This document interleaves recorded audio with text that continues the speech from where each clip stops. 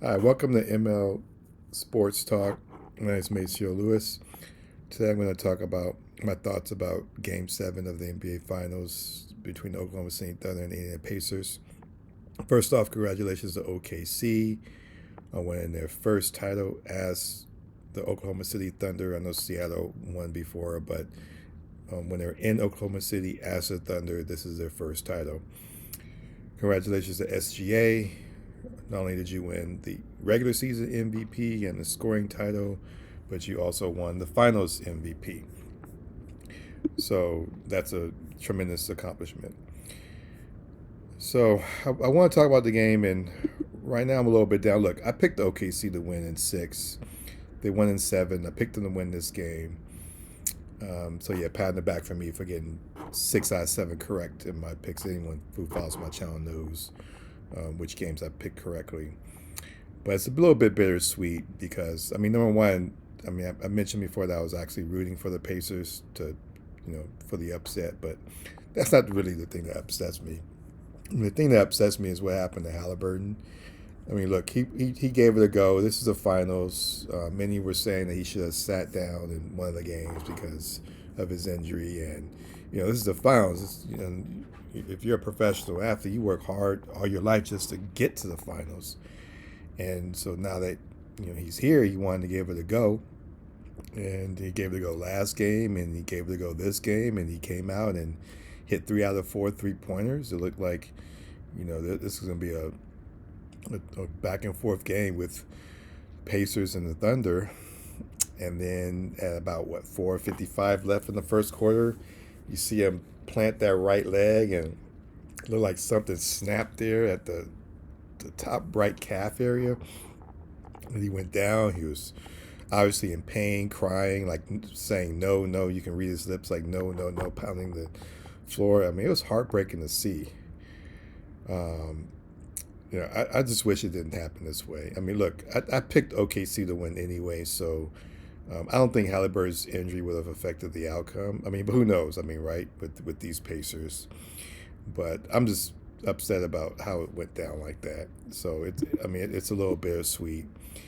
I hope his leg's okay. I hope it's not like a career-ending injury or anything like that. And I hope he can uh, bounce back later next season, or maybe he needs to take a season off. I don't know. I'm not a doctor.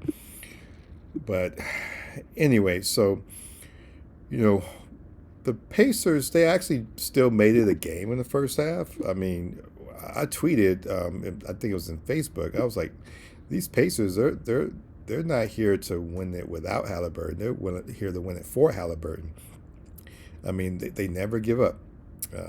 They kept fighting. They actually, at the end of the first half, were up by one when I believe it was Nimhard hit a three at the end of the half. So they were up 40, what was it, 48-47.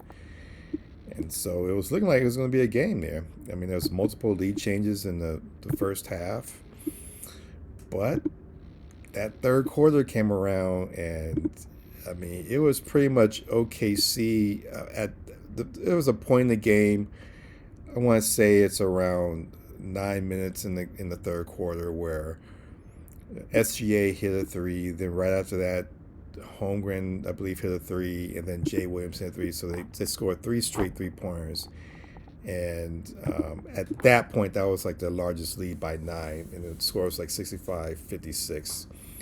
And basically, it just felt like they were pulling away at that point. And like I know Indiana came back before, like in other series when they were down, but it just felt like with the combination of the OKC finally hitting their threes, but also their defense that they were playing. Chet Holmgren had a whole bunch of blocks. SGA had some blocks. Neesmith couldn't get a shot off because they were just all over him. And McConnell was trying to keep him in there. He scored like 12 points that quarter, but still they were still down 77-66 at one point, and by the end of the third quarter it was 81-68. So once they made those three straight 3-pointers, that was pretty much it. They tried to cut it close to 10. They got as close as 10 in the fourth quarter, but yeah, it was pretty much over. So anyway, that's pretty much what sums up the finals. I did a post earlier this morning about what's the greatest, Game 7 finals. Obviously, this game's not in it. It doesn't meet any of my criteria of what I think would make a great Game 7. So yeah, within the last in the 2000s, with the last five Game 7 finals, from the San Antonio Pistons one up to now, I would say this is the least. The interesting thing though about this game is that, you know, if the Pacers had made a run and, made like some last second shot at the end, I would have put this up there at the top. But I mean, obviously that didn't happen.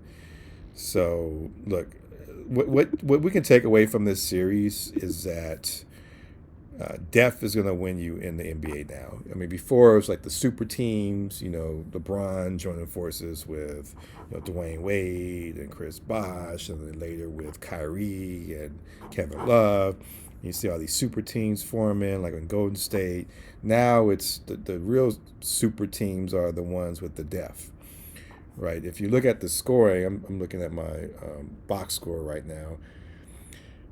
Just in Game 7 alone, we see here that 1, 2, 3, 4, 5 players were in double figures for OKC. SGA had 29, Jay Williams had 20, Chet Holmgren had 18, and off the bench, Caruso played a great game. He had a couple of 3-pointers there. Let me see how many did he have. He had 2 3-pointers. He had 10 points, and Wallace had 10 points off the bench.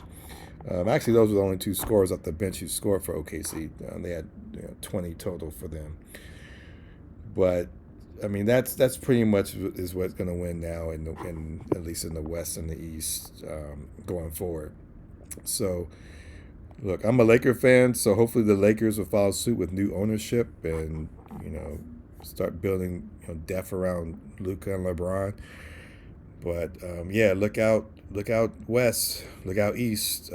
These are the 2 teams they show you the proof, and obviously the Pacers. Because look, if you have 2 teams with depth, then one's going to win, one's going to lose. So, I mean, I think if the Pacers matched up with some team that wasn't depth, I'd give them a shot to win. I'd actually pick them. But yeah, so I'm hoping next season Halliburton can come back and they can make a run at it. OKC, I think they're going to be here to stay for a while, as long as they can keep their roster together. And so I think the other teams, they just need to follow suit if they want to compete with these 2 teams. So, yeah, so to make a long story short, congratulations to OKC. Y'all did it. Y'all were the favorites. Y'all won at home. You were supposed to win. You were favored every single game, 1 through 7. And you're favored at the beginning of the playoffs. And, it's not a surprise that you won, but what is a surprise is the heart of the Pacers. We saw they don't quit. And, I mean, that's why they were basically able to win 3 of the 7 games.